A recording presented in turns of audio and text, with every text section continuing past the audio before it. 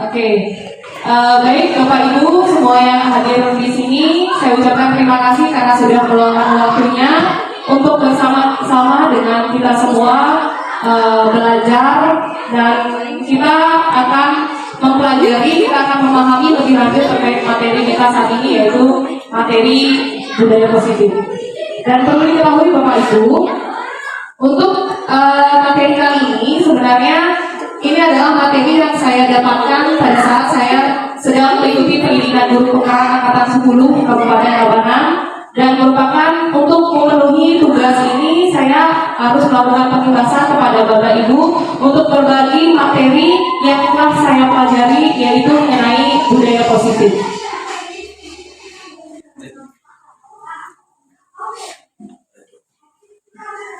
Sebelum kita memulai sosialisasi kali ini, marilah kita mengaturkan pengasuh mengajari umat terlebih dahulu. Om Swastiastu. Yang terhormat Bapak Made Widarto selaku pimpinan SD Negeri 2 Payangan. Selamat pagi juga Ibu selaku kepala sekolah di TK Kumaran. Selamat pagi juga saya ucapkan kepada Bapak Ibu guru yang ada di SD Negeri 2 Pelayangan beserta adik-adik mahasiswa yang saat ini sedang melakukan penelitian pemenuhan tugas skripsinya. Kita libatkan karena ini merupakan hal yang positif untuk kita karena kita sudah bergabung dalam dunia pendidikan, dan mudah-mudahan kalian bisa terapkan ketika kalian nanti sudah join ya di sekolahnya jadi guru sesuai dengan tugasnya kalian masing-masing. Sebagai guru kita harus bisa. Oke, Bapak sama Bapak Ibu, sebelum saya menyampaikan materi ini lebih lanjut lagi, saya ada tayangan video. Mudah-mudahan Bapak Ibu bisa menikmati tayangan video yang akan saya sebutkan ini. Oh iya Bapak Ibu, saya lupa ya, saya belum memperkenalkan diri. Dari tadi saya ngoceh dari awal, jadi saya perkenalkan diri. Mungkin ada dari sini yang belum mengenal saya, itu ada dari mahasiswa. Saya perkenalkan diri lebih dahulu. Nama saya Ade Erna Sumayani. Biasanya di tempat tugas saya dipanggil Ibu Erna. Oke. Nah ini saya akan sampai tampilkan videonya kepada Bapak Ibu semuanya. Silakan dilihat ini.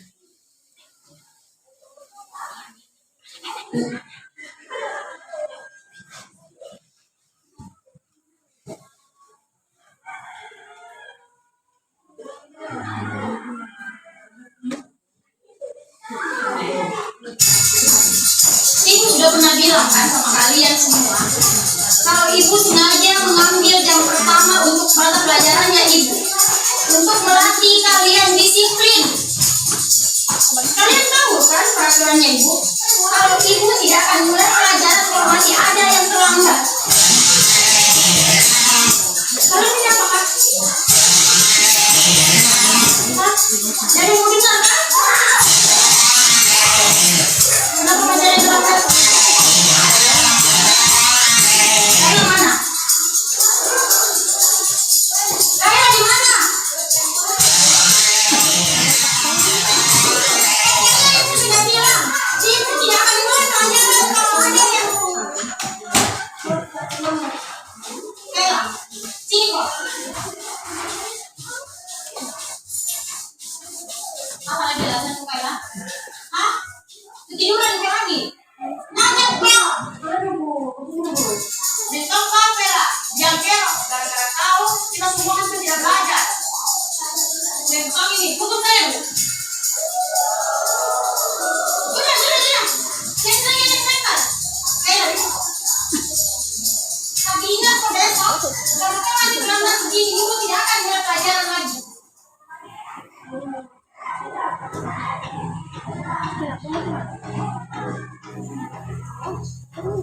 Selamat pagi anak-anak.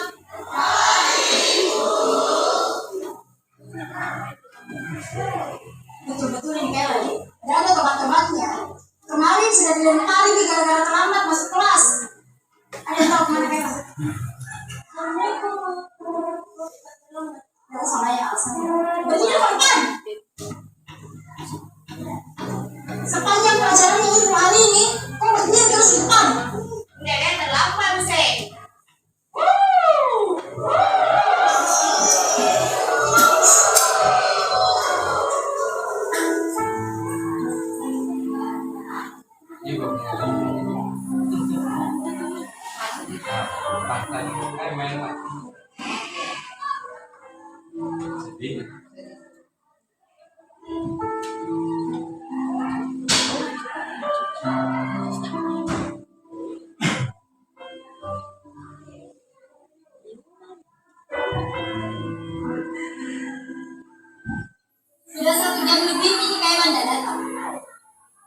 Kira-kira ada yang tahu kemana Kaila? Mungkin hari ini tidak masuk ibu, karena takut dikasih surat ke orang tuanya.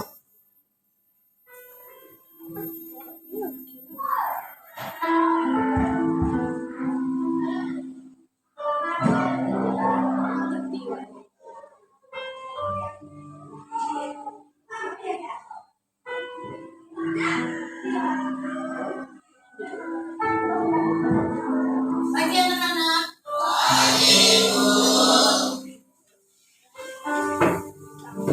Masuk Kaila. Ketua mau lagi. Kaila ke depanku.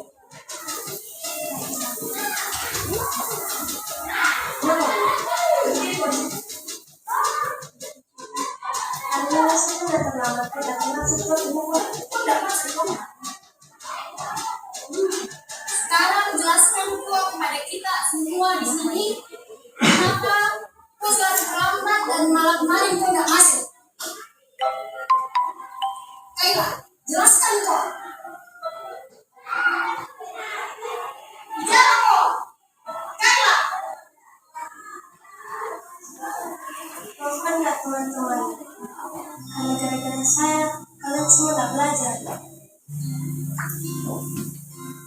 Hari pertama saya terlambat karena mamaku udah mau berdarah.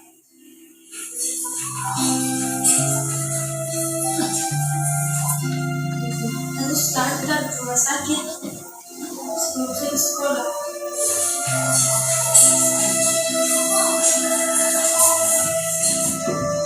Hari kedua saya terlambat ke sekolah karena harus ke rumah sakit suapin makanan mamaku belum bisa ke sekolah. Hari ketiga kemarin saya terus ke sekolah.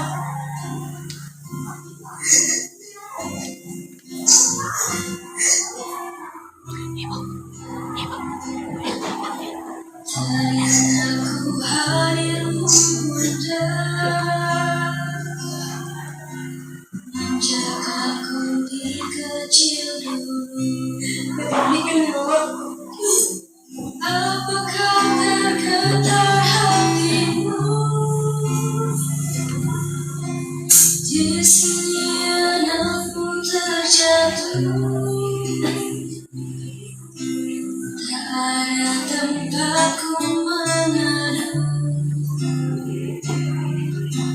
tangisku dalam sendiriku. kalau bukan nama mamaku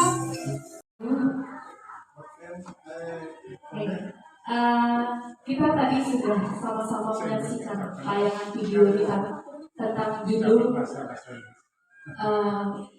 siswa terlambat. Nah, kira-kira dari Bapak Ibu semua ataupun adik-adik mungkin yang mau berargumen, apa yang kita bisa ambil pelajaran dari tayangan video tadi? Siapa yang mau menyampaikan? Sebenarnya saya 2 kali 3 kali saya nonton, tetap aja saya meneteskan air mata. Saking harunya saya setiap saya nonton.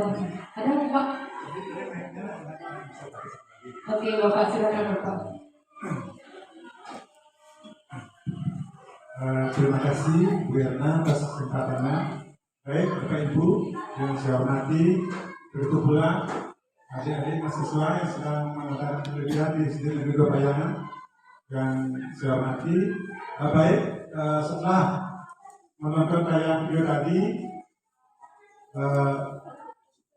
dengan secara umum saya sebagai laki-laki yang notabene lebih kuat menahan, tetapi setelah menonton tayangan tadi juga tidak bisa menahan. Ya, berusaha menahan tapi tertetes juga, tertetes air. Nah, kemudian apa yang tersirat di tayangan video tadi walaupun singkat, pertama kita selaku guru dan juga selaku teman-teman teman-teman siswa seharusnya kita harus memahami apa sebenarnya yang terjadi di balik dia terlambat. Ini yang perlu kita identifikasi. Artinya istilah Tadi kita delay sebentar ya, kita sebentar akan ada kendala sedikit dari sistem AB. Jadi tadi pelajaran yang bisa kita ambil dari tayangan video tadi ya. Tadi Bu IPK-nya menyampaikan bahwa kita tidak boleh langsung menyalahkan murid. Itu kan intinya tadi videonya.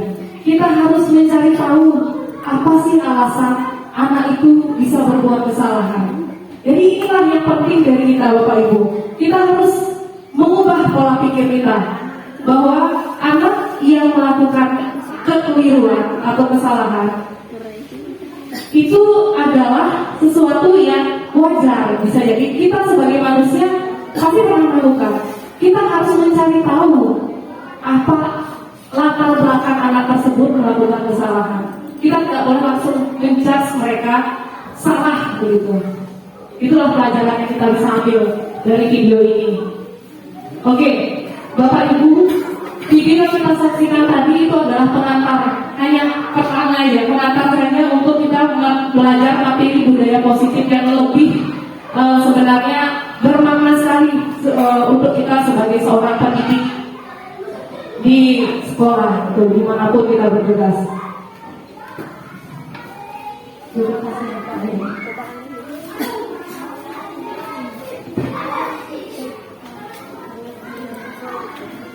yang makanya jadi sedih juga ya. Sedih.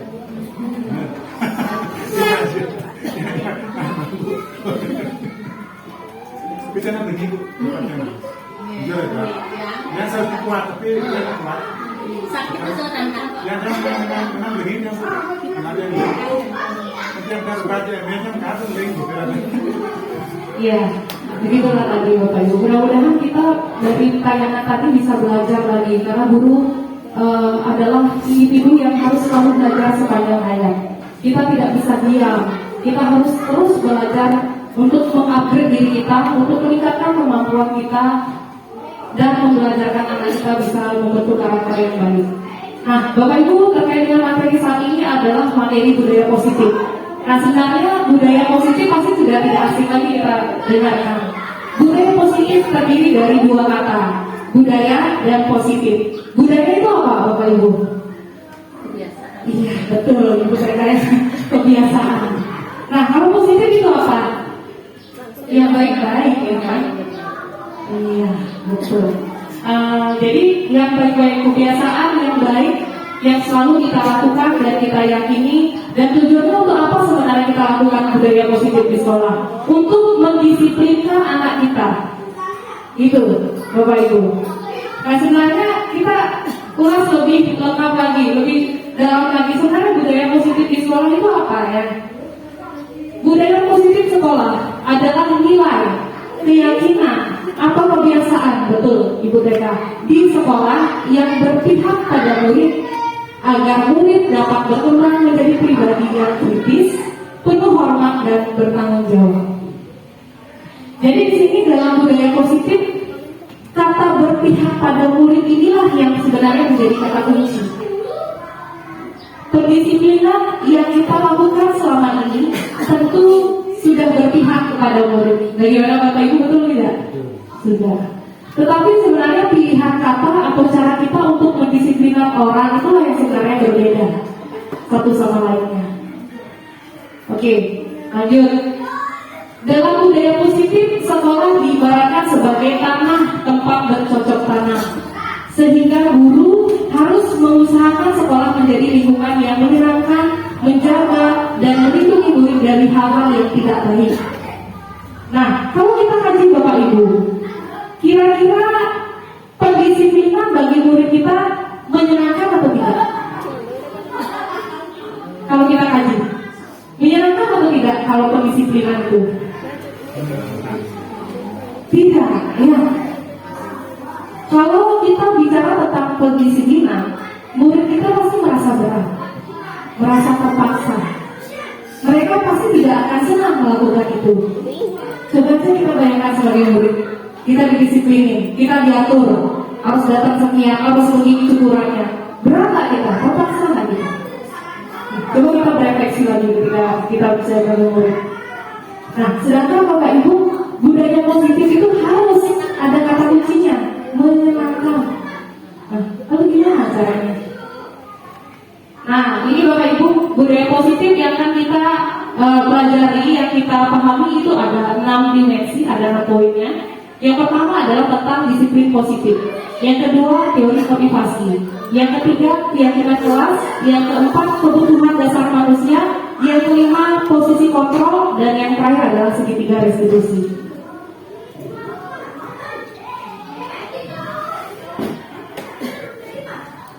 Nah, Bapak Ibu semuanya yang saya banggakan dan saya sangat sayangi, adik-adik juga, untuk melaksanakan budaya positif. Nah, ini kita sebenarnya harus paham posisi kontrol kita sebagai guru. Menurut Dr. William Glasser menyatakan bahwa seluruh tindakan manusia itu memiliki tujuan tertentu. Maksudnya begini ya, Bapak Ibu. Ketika seorang murid atau peserta didik kita melakukan sesuatu, pasti mereka ada tujuan yang ingin diharapkan atau kebutuhan yang ingin mereka penuhi. Bisa jadi anak-anak kita yang berbuat nakal itu karena mereka ingin memenuhi rasa kasih sayang yang mereka tidak dapatkan di rumah. Yang kedua, bisa jadi karena ingin dia memenuhi kebutuhannya, ingin bersenang-senang. Udah dapat gini orang ngejailin teman, rasanya senang melihat temannya itu ketakutan, merasa temannya diajak bermain itu cengar-cengir, jejak gitu ya. Itu yang harus kita pikir, kita harus buka pola pikiran kita. Jadi tidak boleh kita langsung salahkan. Pikir bahwa anak itu mungkin karena ia ingin memenuhi kebutuhan hidupnya, kebutuhan dasarnya. Kita tidak boleh langsung salahkan. Kemudian dari teori kontrol juga disampaikan bahwa pertama, ilusi guru mengontrol murid. Selama ini pasti kita terbelenggu ya Bapak Ibu, bahwa kita sebagai guru berhak untuk mengontrol murid, berhak untuk mengolah murid sesuai dengan keinginan kita.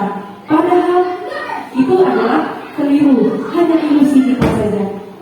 Yang kedua, ilusi semua penguatan positif efektif dan bermanfaat. Nah ini biasanya anak-anak yang sudah punya prestasi yang lebih atau berhasil, kita berikan apresiasi, ketika kita berikan hadiah, kita berikan dia ucapan selamat, kita berikan baju gitu misalnya.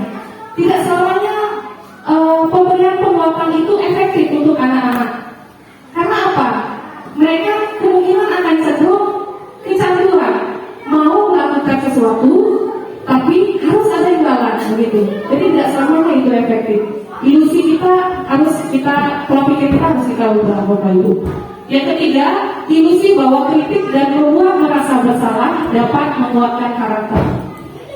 Nah, maksud dari yang ketiga ini, ketika anak kita berbuat kesalahan, Bapak Ibu, kita marahi, kamu ini salah, kamu ini begini, sehingga dia merasa kita berilusi, dia merasa akan bisa kembali ke jalan yang benar. Padahal belum tentu demikian. Kenyataannya di mana? Kalau mengulangi terus apa yang dia lakukan, gitu. Dia tidak mau belajar, dia tidak akan berubah karakternya. Kita berilusi dengan menyalahkan murid kita, dia akan sadar, dia akan jerah. Padahal belum tentu.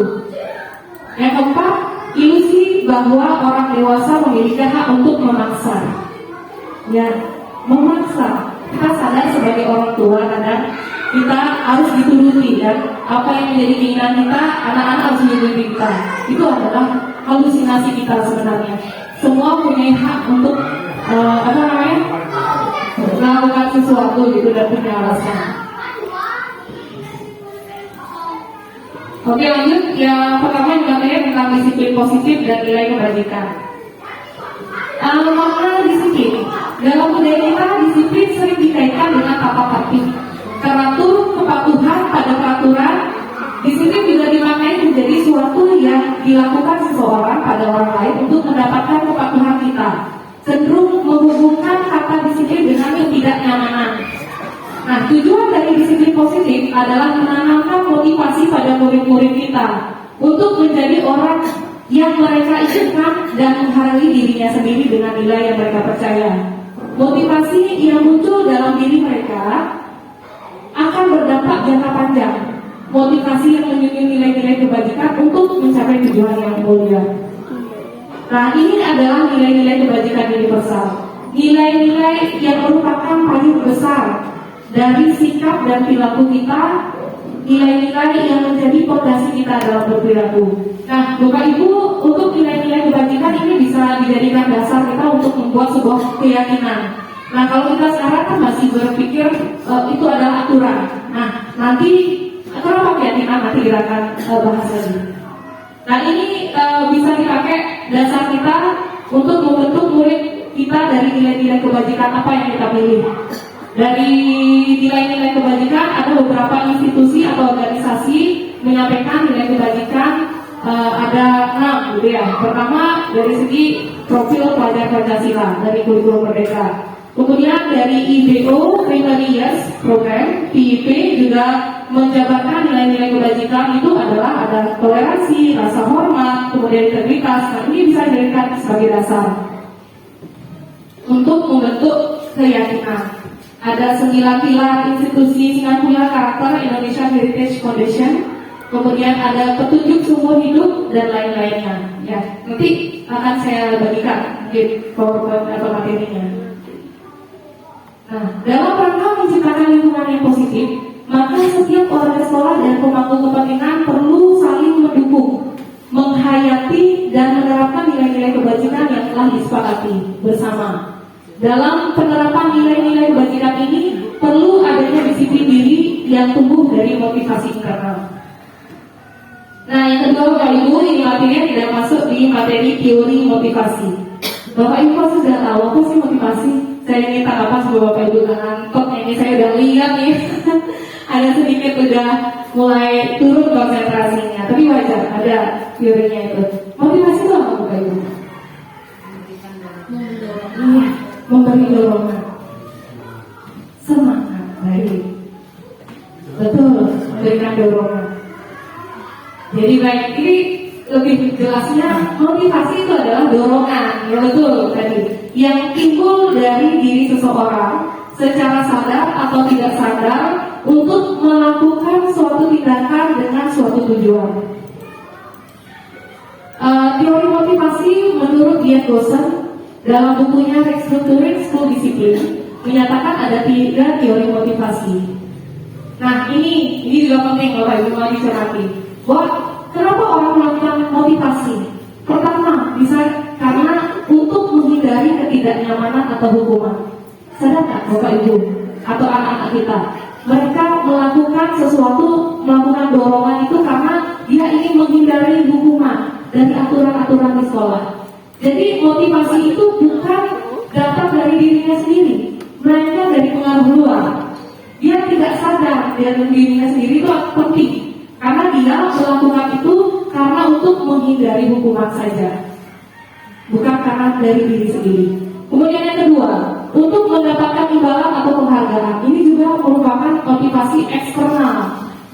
Anak murid kita dikasih sesuatu baru mau jalan. Artinya apa? Dia hanya menginginkan penghargaan, menginginkan imbalan, baru mau melakukan sesuatu. Ini dampaknya tidak akan jangka panjang.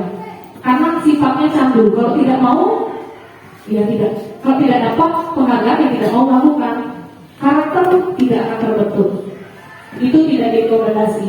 Kemudian yang ketiga, karena mungkin kenapa dia mau melakukan tukar motivasi, karena dia sadar bahwa untuk menjadi orang yang mereka inginkan dan ingin menghargai dirinya sendiri dengan nilai-nilai yang mereka percaya. Itu motivasi yang ketiga. Inilah yang harus kita lakukan, yang harus kita rapatkan, harus kita bahas. Bagaimana cara kita untuk menumbuhkan keyakinan murid kita agar dari dalam dirinya, sehingga pengaruhnya bisa jangka panjang dan karakter yang baik bisa terbentuk. Nah, ini yang sudah tadi saya jelaskan. Nah, Bapak Ibu, mari kita berefleksi bersama-sama.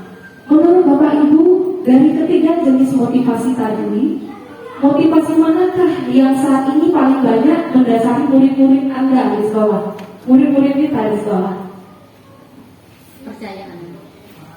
Yang mana? Yang ketiga. Yang ketiga. Oh, ya, yang Oke, mungkin dari Bu Rinti ada kira-kira dari Ibu motivasi yang mana? Dari murid karena dia mau melakukan sesuatu karena dia takut dihukum kah? Atau karena dia mengharapkan imbalan kah? Atau karena dia memang sadar itu penting buat dia gitu. Kalau Ibu dari kelas Ibu ya? Kesadarannya. Oh, dari kesadaran. Berarti Ibu selama ini sudah menerapkan strategi yang baik untuk kelasnya, untuk muridnya. Bisa membuat anak sadar ya? Saya kan sudah membagi tugas. Setiap Iya. hari udahnya dia melakukan itu kesadaran dia sendiri tanpa disuruh lagi. Oke, berarti tanpa disuruh lagi, dia sudah mau menjalani apa yang Ibu berikan. Ada hukuman nggak kalau seandainya murid itu tidak mau buat tugas? Ada. Oke, berarti motivasi mana di sini? Kalau kita memberikan hukuman, berarti motivasi itu karena takut dihukum, itu poin yang pertama. Itu yang harus kita pahami ya. Kira-kira sekarang nggak terbuka, mana yang mendasari motivasi anak-anak Bapak Ibu? motivasinya sebenarnya apa yang kita ajarkan kemarinnya, kita suruh dia bikin apa di rumah, dia kan bawa ke sekolah. Kalau yang lainnya enggak tuh kita suruh, oh besok harus bikin gini, situ gini. Kita motivasi dia supaya semangat untuk bekerja. Iya, maksud saya begini, motivasi kira-kira kenapa anak Bapak Ibu mau melakukan? Karena dia itu takut dihukum, apa karena Ibu memberikan ini mendapatkan ini, nanti mendapatkan program jajan kalau anak-anak mau loh menyelesaikan PR-nya, atau karena dia sadar dirinya sendiri mau melakukan itu karena itu penting untuk kedepannya dia gitu. Kira-kira gimana? Yang mana motivasi di murid Ibu? Memberikan dia tugas itu, dia mau bekerja, memberikan tugas itu, dia mau kepingin dulu dia maju seperti teman-temannya itu. Oke, berarti sudah poin dari diri sendiri, luar biasa, udah bisa memfasilitasi murid kita agar bisa sadar. Ini patut dicontoh memang Ibu TK-nya, luar biasa senior kita nih. Tapi ada juga ya. Ada juga, tapi beberapa ada juga pasti yang karena dia takut dihukum mau melakukan Kelas 1 gitu. itu terutama dia. Iya. Kelas 1 yang nomor 1 itu. Iya, kelas 1. Iya. Nomor 1 tuh pasti kelas 1-nya belum sadar dia dengan tugasnya, masih aja didorong gitu, dimotivasi. Ya kalau tidak didorong dia tidak mau mengerjakan. Contohnya nyapu aja, kalau tidak diberi contoh ikut kita itu dia tidak mau, langsung suruh begitu aja. Tidak sadar dia baru itu sampai di kelas ngambil sapu. Tidak. Coba kalau tidak diawasi, tidak di kontrol kelasnya itu pasti kelasnya kotor. Oke, luar biasa. Tepuk tangan buat Ibu Kami, Ibu guru kelas 1. Sudah, artinya Ibu selain Ibu memberikan arahan, Ibu juga bisa memberi contoh kepada anak-anak gitu ya. Harapannya supaya anak-anak dengan contoh kita dia mau melakukannya sendiri, luar biasa. Itulah maksudnya motivasi yang dari murid itu mau dilakukan karena harus dari dirinya sendiri datang, dari intrinsiknya, bukan dari pengaruh luar gitu. Itu yang harus kita bahas bagaimana strateginya. Oh boleh Bapak. boleh. Terima kasih waktunya. Baik, tadi sudah dibahas sama teman-teman guru dari Ibu guru TK tadi sama guru kelas 1, semuanya sih sudah mengarah ke sana. Tapi saya satu sekolah mengamati dari ketiga tadi, memang ketiganya itu ada di sana. Dari pertama, kedua, ketiga. Nah saat ini yang paling dominan itu yang masih itu yang nomor 1 karena jalur atau hukuman. Nah inilah tugas kita nanti untuk menanamkan kesadaran diri pada siswa sehingga dia tidak tergantungan takut kena hukuman, kena imbalan. Nah ini yang menjadi beban kita, walaupun tidak menjadi serta-merta kita akan bertahap untuk itu. Karena untuk kedepannya itulah yang akan kita hadapi. Karena tugas guru bukan hanya mengajar materi, tetapi yang sangat utama adalah penanaman disiplin dan karakter, sehingga nanti kalau sudah itu tertanam, pasti nanti proses pembelajaran akan berjalan dengan baik. karena mereka sudah sadar dengan dirinya apa yang harus dilakukan sekolah. Terima kasih, Bu. Oke, luar biasa tambahan dari Bapak Kepala Sekolah kita. Tepuk tangan buat Bapaknya sudah memberikan tambahan terkait dengan apa yang kita miliki, motivasi dari murid-murid kita. Ternyata ada motivasi. Oke. Mungkin kalau kita mengetahui bukan keyakinan istilahnya. Kita setelah belajar tentang pendidikan budaya positif, kita baru sadar bahwa yang sebenarnya itu adalah istilahnya keyakinan. Oke, kenapa keyakinan itu ya? Pasti kita bertanya. Saya juga baru belajar itu, saya bertanya dulu. Kenapa keyakinan sih? Kenapa nggak aturan kelas saja gitu ya? Nah, untuk lebih kita mudah memahami, kita akan tampilkan ini ada pertanyaan pemantik Bapak Ibu. Mengapa kita menggunakan helm pada saat menggunakan kendaraan roda 2? Yang kedua, mengapa kita memiliki peraturan tentang penggunaan masker dan mencuci tangan setiap saat? Nah, begini Bapak Ibu. Mengapa kita menggunakan helm pada saat menggunakan kendaraan roda 2? Nah, kalau kita pikir tentang keselamatan nih Bapak Ibu, tentang kesehatan, maka kita akan meyakini ketika kita menggunakan helm, itu akan melindungi diri kita, kepala kita.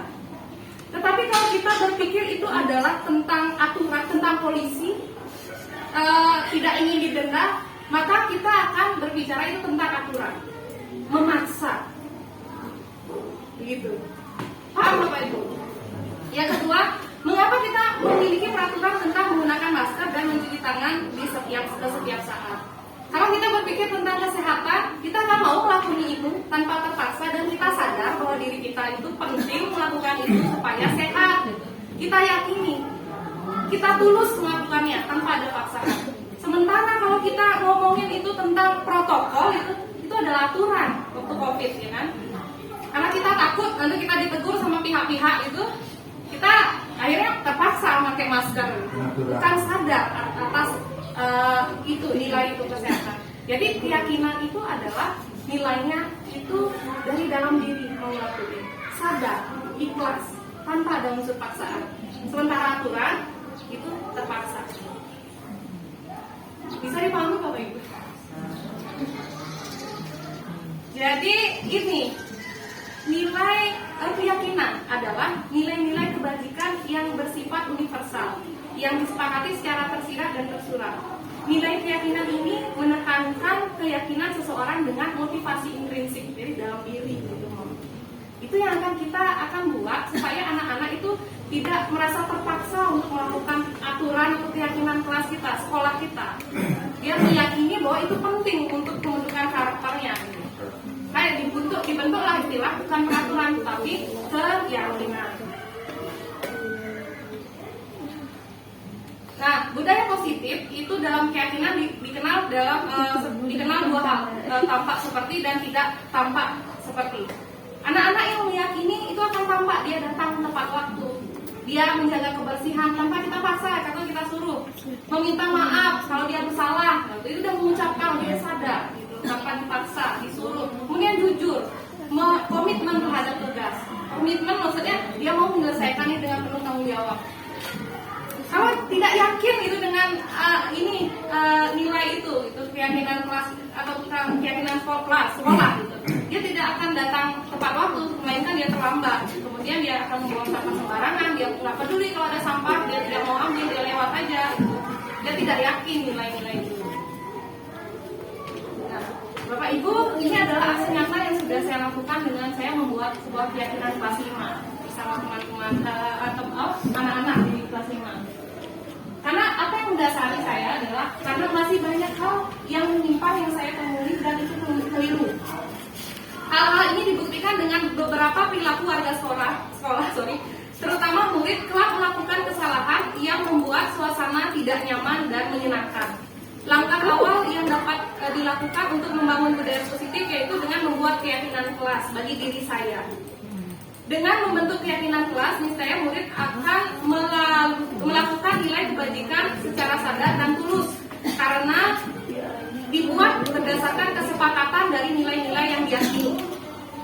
Sehingga pelaksananya itu tidak terasa berat atau memaksa. Hal ini cenderung membangun motivasi intrinsik murid yang menunjukkan karakter yang positif.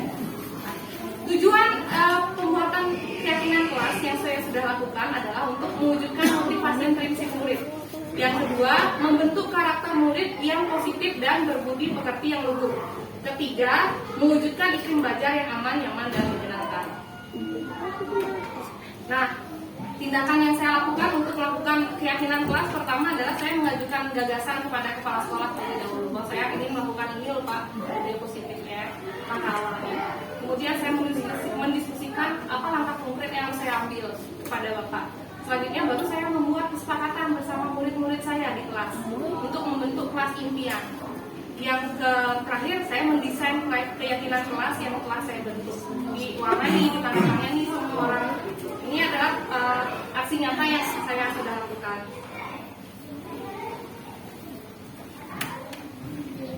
Nah, untuk membentuk keyakinan kelas, misalnya jadi Bapak Ibu nanti mau menerapkannya di kelas masing-masing ya.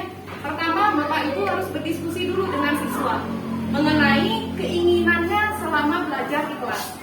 Saya keinginannya apa dari anak-anak semua kita tanyakan itu.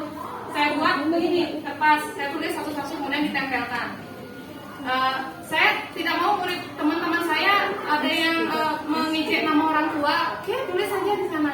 Saya tidak mau teman saya terlambat Bu datang ke kelas, tulis saja, biarkan apa yang menjadi harapan murid itu tulisnya di papan atau nanti ditempel di kertas gitu. Tapi bagaimana teknisnya kita bagi seratus.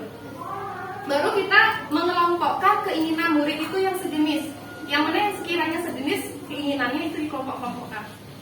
Kemudian ketiga, mengaitkan dengan nilai kebajikan yang tadi. Masuk kemana dia? Toleransi kah? Masuk disiplin kah? Atau masuk tanggung jawab? Atau masuk yang mana? Itu dikelompokkan. Baru kita mengubah harapan murid itu menjadi kalimat yang positif. Misal, kalimat positifnya begini. Maksudnya supaya tidak terlambat datang ke sekolah, ke kelas. Anak-anak harus tepat waktu datang ke kelas. Itu kan tidak positif, masih memaksa. Kalimat positifnya ini, marilah bersama-sama menghargai waktu. Bisa dipahami Bapak Ibu? Kalau tidak mau mengejek teman-teman dengan ini apa? Istilah orang tua, nama orang tua. Marilah kita bersama-sama saling menghargai dan menyayangi. Dan masuk ke kalimat positif. Jangan ada kata tidak atau jangan, itu adalah sebuah paksaan untuk anak-anak.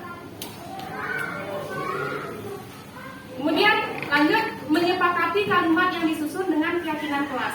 Disepakat udah kalimat-kalimat positif ini disusun, baru kita sepakati itu adalah sebuah keyakinan. Lanjut kita akan mendesain keyakinan kelasnya, mau pakai Canva, mau pakai coret-coret, gitu bersama teman-teman, atau pakai kertas manila, silakan. Itu adalah kreasi masing-masing. Inilah contoh keyakinan yang sudah saya buat. Prosesnya seperti ini. Oke, lanjut. Kalau ukurnya apa? Setelah saya menerapkan hal ini di kelas saya sendiri, saya merasa murid saya itu terlihat lebih aktif dan semangat dalam belajar.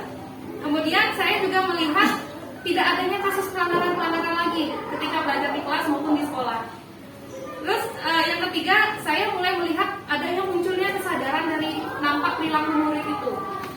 Kata maaf, dia mulai muncul tanpa harus dipaksa. Kemudian minta tolong kalau ingin dibantu lakukan sesuatu, tolong bantu, atau udah ada kata tolong. Dia udah ada rasa saling menghargainya. Iya. Balik ya, soal selfie ini. Oh gitu? Iya. Jadi, ya kiri kanan ini. Kayak tercermin Pak. Oh gitu ya? Oke. Lanjut, ini ada kebutuhan dasar manusia, ya, yang keempat. Jadi Bapak Ibu, kebutuhan dasar manusia kita harus sadar bahwa setiap orang melakukan sesuatu atau murid kita melakukan kesalahan itu bukan karena dia sengaja, tetapi dia harus memenuhi kebutuhannya. Apa itu? Ada 5 kebutuhan dasar manusia. Ada kebutuhan untuk bertahan hidup, ada kebutuhan akan rasa kasih sayang, kebebasan, kesenangan, dan penguasaan. Contoh, bisa jadi anak-anak itu gelisah di kelas belajar. Bisa jadi dia itu belum sarapan loh di rumah. Kita nggak boleh ikut kamu kok bisa fokus gimana kamu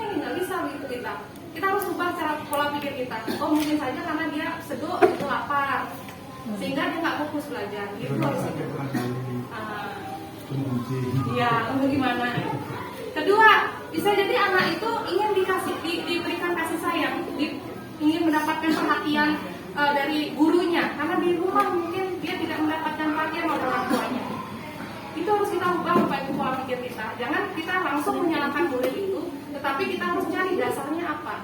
Bisa jadi dia memenuhi kebutuhan atau ingin bermain gitu, misalnya ingin kebebasan, ingin mendapatkan kesenangan, atau yang terakhir ingin mendapatkan pengakuan akan kemampuannya. Bapak Ibu kalau mau ya, Aku ya, Pak Ibu yang mohon maaf yang dulu bentar lagi ya. yang atas saksi tulis jasa. Ya Bu, ini ditekannya dengan nggak pada pilihan. Lanjut ya Bapak Ibu, yang untuk yang nomor 3, nilai kebutuhan dasar kebebasan. Anak-anak yang bebas itu cenderung aktif ya. Kalau di kelas males ya, nggak mau fokus sama kita, mungkin karena dia itu tidak terpenuhi kebebasannya. Contoh, kita hanya mengajar pakai ceramah aja. Anak-anak yang aktif, yang butuh kebebasan harus difasilitasi. Mungkin dia ingin praktik, mungkin dia ingin bernyanyi, mungkin dia ingin senang atau bagaimana gitu. Kita harus fasilitasi, itu yang harus kita pikir. Kemudian kesenangan. Kalau orang atau murid kita senang, pasti dia akan fokus melakukan itu semua. Itu kalau dia tidak senang, dia bermasalah di kelas, berarti dia tidak senang. Itu yang harus kita gali. Kemudian yang terakhir itu penguasaan. Ada anak yang tidak mau bersosialisasi dengan temannya. Tapi ketika anak-anak diberikan kesempatan untuk berkompetisi, kemudian dia menang, akhirnya perilaku dia berubah. Akhirnya dia mau bersosialisasi dengan temannya. Artinya apa? Dia butuh pengakuan atas kemampuannya. Lalu dia mau bersosialisasi. Cenderung anak-anak yang seperti ini biasanya ciri-cirinya ingin menjadi ketua kelas, ingin menjadi presentator, ingin menjadi pemimpin teman-temannya. Artinya itulah dia ingin memenuhi penguasaan, kebutuhan akan pengakuan dirinya. Dia mampu. Begitu. Nah, ini yang sudah saya jelaskan tadi.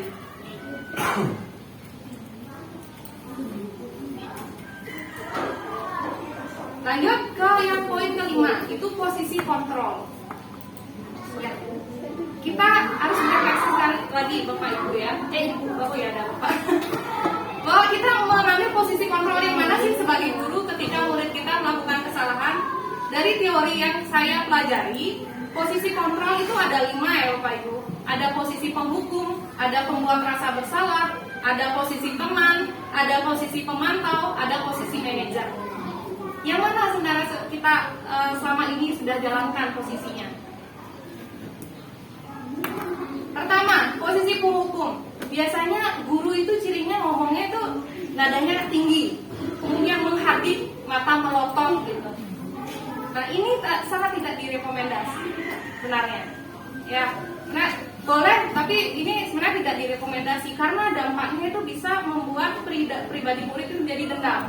Bahkan dia nggak mau datang ke kelas untuk belajar karena takut, males gitu. Sudah dimarahi terus. Apakah selama ini kita melakukan posisi kita sebagai penghukum? Ya. Suaranya ya. keras itu. Posisi penghukum. Ya.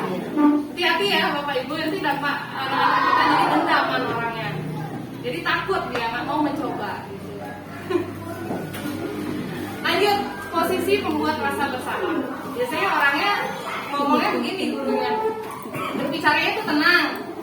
Kemudian cenderung lemah lembut. Namun kata-katanya menyalahkan murid. Contohnya begini. Kamu datang terlambat sudah sekian kali. Apa nanti kata kepala sekolah terhadap ibu? Kamu tidak kasihankah sama ibu? Nanti ibu yang dihukum dengan bapak kepala sekolah. Ibu sudah jauh-jauh loh datang dari Tabanan ke sini. Itu artinya membuat rasa bersalah. Itu dia merasa dirinya salah nanti. Ya, sebenarnya kan itu yang cocok. Kalau bisa menahan. Jadi dampaknya sebenarnya ini lumayan nggak untuk bahkan membentuk identitas murid itu jadi gagal. Merasa dirinya itu bersalah atau rendah diri dan menarik diri dari lingkungan.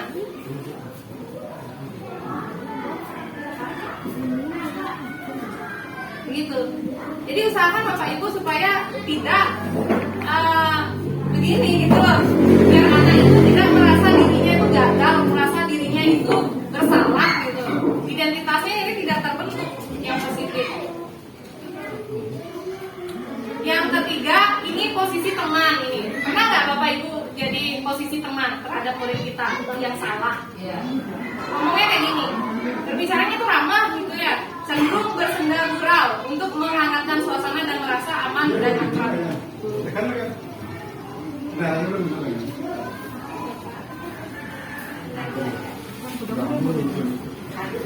Iya kan. Jam berapa pulang udah jam kita? Ada 11.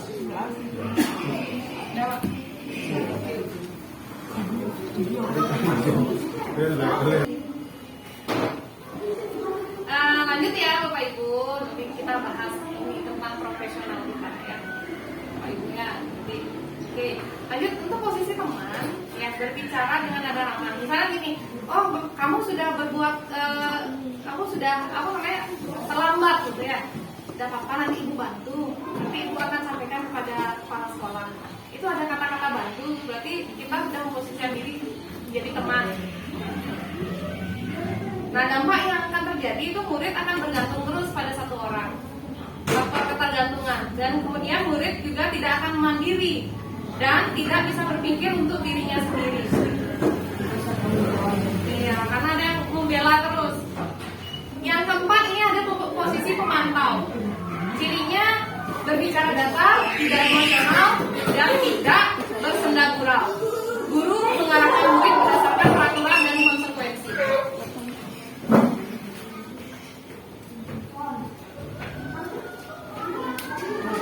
Berarti memenuhi kebutuhannya murid itu ya, nggak boleh marah.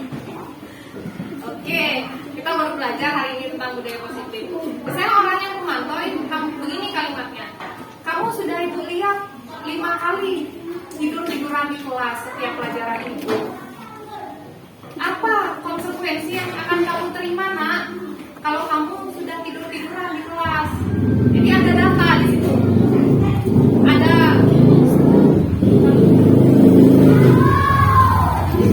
Ada data, kemudian ada peraturan yang kita buat, keyakinan yang kita buat. Kita minta untuk anak itu menyebutkan dari apa yang sudah kita sepakati gitu, dari sana dasarnya. Itu posisi pemantau. Nah, tapi dampaknya begini, murid tidak sepenuhnya mandiri karena berpatokan pada aturan-aturan. Kemudian murid akan menghitung konsekuensi dan hadiah tanpa memahami sepenuhnya nilai kebajikan yang akan dituju. Yang kelima, inilah yang akan direkomendasi, yang sebenarnya direkomendasi untuk kita sebagai guru. Nah, itu posisi manajer. Cirinya, guru akan dengan tulus mengajukan pertanyaan bermakna agar membuka pikiran murid. Misalnya begini, kamu kenapa terlambat? Oh, karena saya telah bangun. Oh, wajar. Kamu melakukan demikian. Kira-kira dari apa yang kamu lakukan ini dan kamu sadar bahwa diri salah, apa yang bisa kamu perbaiki nak, supaya kamu tidak mengulangi kesalahan kamu lagi. Itu posisi manajer. Jadi kita akan membawa anak itu untuk membuka pikirannya dan menemukan sendiri solusinya dari permasalahan yang dia lakukan. Gitu. Gak boleh, dia nggak boleh nyalahin. Nah, dampaknya murid Maaf ya, ya udah jam. belum. Anak-anak. Oh, kita Iya. iya. Bu, ini Lagi sebentar.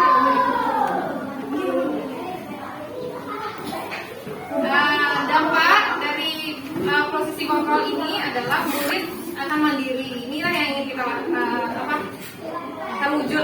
wujudkan. Percaya diri dan dapat memecahkan masalahnya sehingga membuat murid dapat belajar dari kesalahannya. Nah, dari pada posisi manajer, fokus pada murid bukan untuk membahagiakan guru atau orang tua. Murid sudah mengetahui adanya suatu masalah dan sesuatu perlu terjadi. Pada posisi manajer, guru akan mengembalikan tanggung jawab pada murid untuk mencari jalan keluarnya sendiri, tentu dengan pertanyaan yang membimbing dari guru. Nah, yang terakhir, ini ada ada segitiga restitusi. Nah, ini yang di rekomendasi dari hasil belajar saya di Guru Penggerak, bahwa ketika kita mengetahui melihat anak kita melakukan kesalahan, teknik yang kita lakukan adalah teknik segitiga restitusi. Gitu. Pertama, langkah-langkahnya begini. Oke, saya sampaikan dulu definisinya. Segitiga restitusi adalah satu proses dialog yang dijalankan oleh guru atau orang tua agar dapat menghasilkan murid yang mandiri dan bertanggung jawab. Langkahnya pertama, menstabilkan identitas. Berdasarkan prinsip membuat kesalahan adalah bagian dari proses pembelajaran. Berperan menggeser identitas murid dari identitas gagal ke identitas sukses. Jangan mengkritik murid yang sedang mengalami identitas gagal.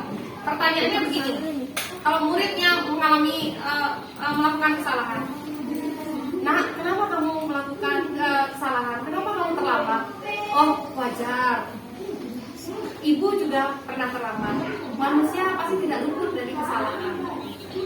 Menganggap sesuatu itu adalah hal yang wajar. Jadi kalimat yang kita sampaikan kepada murid ketika dia membuat kesalahan adalah wajar itu dia lakukan.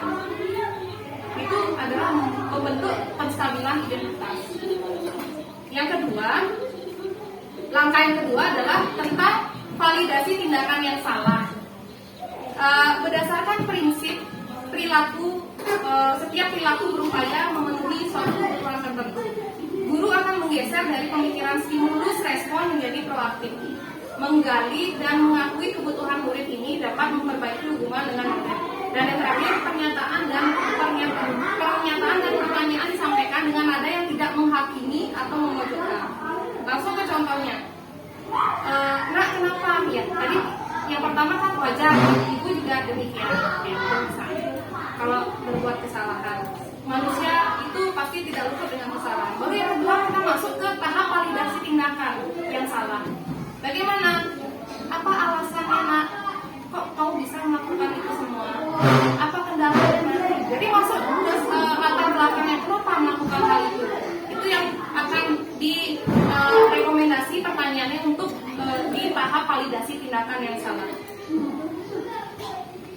Dan yang terakhir itu adalah langkah menanyakan keyakinan. Nah, sebelum menanyakan keyakinan, kita ajak dulu murid untuk menemukan sendiri jalan keluarnya, menemukan sendiri solusinya agar anak itu tidak mengulangi kesalahan itu lagi. Misal kalau terlambat, gimana? Apa yang kamu harus lakukan? Mungkin saya akan tidur lebih awal. Itu mungkin akan muncul dari murid. Oh, saya akan membatasi supaya tidak bermain game larut malam sampai larut malam gitu dari saya. Jadi kita tanyakan dulu penyelesaian dari murid itu. Jangan bapak ibu guru itu memberikan solusi, tapi dia yang sendiri memunculkan. Gitu. Baru kita tanyakan tentang keyakinannya. Kira-kira apa yang kamu lakukan itu terlambat datang sekolah sesuai nggak dengan keyakinan yang sudah kita sepakati? Pasti anak-anak akan menjawab tidak. Nilai apa yang tentang disiplin? Pasti akan begitu. Nah, jadi kalau sudah ketiga langkah-langkah restitusi kita lakukan, niscaya karakter anak itu akan terbentuk yang positif. Intinya dalam pembelajaran, dalam iklim belajar kita di sekolah, kita tidak boleh menyalahkan anak. Kalau kita melihat murid kita salah, pola pikir kita harus ubah, mungkin karena memenuhi kebutuhan. Terus bagaimana penyelesaiannya? Lakukanlah langkah restitusi seperti yang saya sampaikan tadi. Begitu. Baik Bapak Ibu, saya akan sampaikan apa manfaatnya dari sedikit ya. Murid ini ada. Murid akan menjadi lebih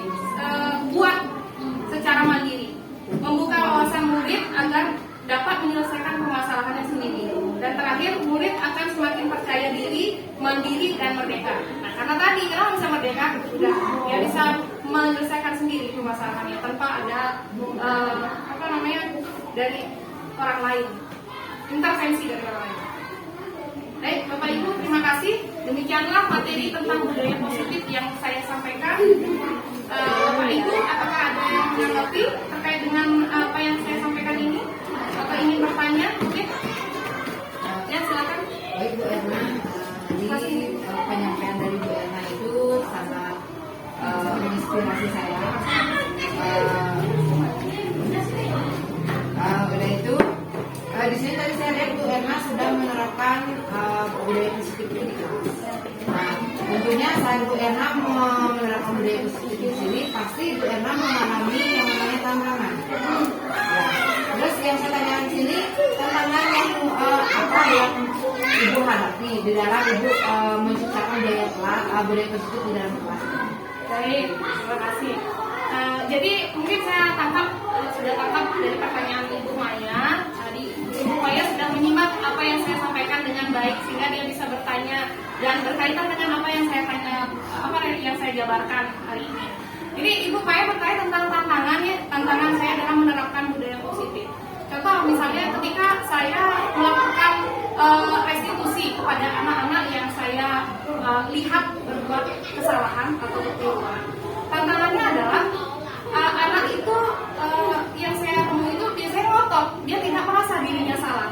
Jadi tantangan saya itu untuk mengulas, untuk mengajak anak supaya bisa menyadari akan dirinya itu bersalah, sampai ke tahap dia bisa menemukan sendiri solusinya. Itu yang susah menurut saya.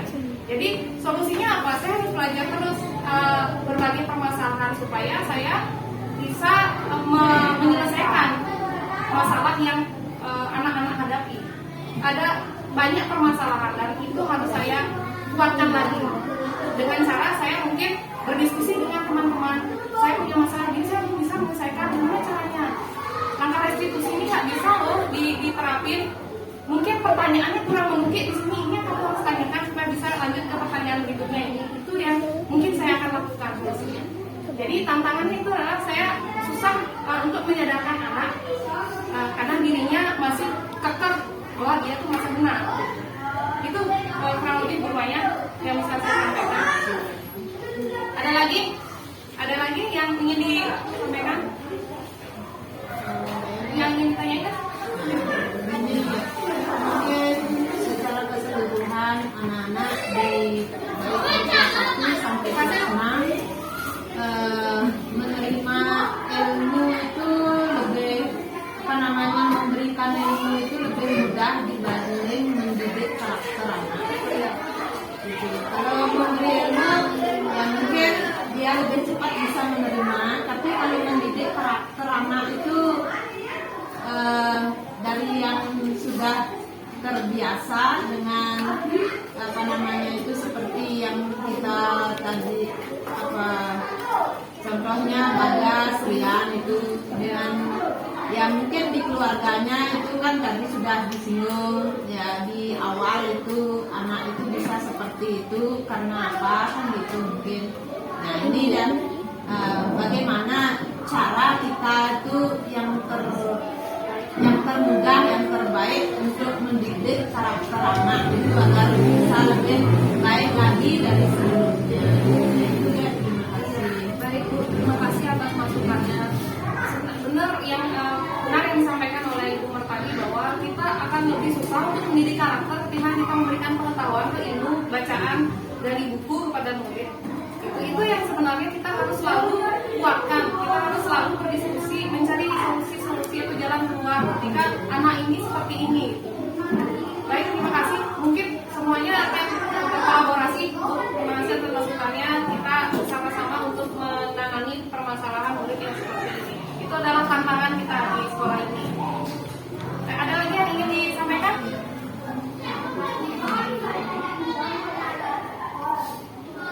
Ada yang ingin lagi disampaikan? Sudah cukup? Ya, baik. Terima kasih Bapak Ibu semuanya sudah bisa menyimak dengan baik apa materi yang saya sampaikan hari ini tentang budaya positif. Mudah-mudahan bisa menginspirasi Bapak Ibu dan juga adik-adik menjadi guru di tempat tugasnya nanti kan. Kalian kuliah guru pasti akan jadinya ke guru kan. Nah, budaya positif ini mudah-mudahan bisa menginspirasi kalian untuk bertugas menjadi guru yang profesional dan memihak kepada murid. Dan tentunya gimana? Menyenangkan dan tidak memaksa ya. Oke. Itu yang harus kita ubah pola pikirnya Bapak Ibu. Kita sebagai guru tidak bisa berhenti belajar, kita harus sebagai pembelajar sepanjang hayat. Baik, kalau sudah tidak ada lagi yang ingin ditanyakan, untuk itu saya akan tutup pembahasan saya hari ini dengan Parama Sandi. Sandi.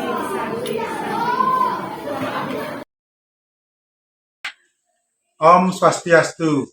Saya selaku Kepala SD Negeri 2 Payangan mengucapkan terima kasih kepada Bu Erna Sumayani karena sudah memberikan pengimasan tentang budaya positif di sekolah kami, sehingga kami selaku kepala sekolah bisa memahami dan bisa memberikan arahan kepada seluruh guru yang mengajar di sini untuk mengidentifikasi ketika ada permasalahan, tidak langsung menyalahkan siswa, dan penanganannya menggunakan restitusi.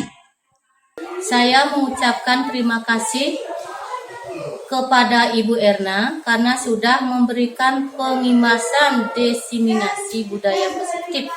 Dari menyimak pengimasan yang diberikan oleh Bu Erna, saya jadi mengetahui cara menyikapi permasalahan yang terjadi terhadap siswa. Tidak harus ditindak dengan hukuman, namun kita harus menggunakan restitusi.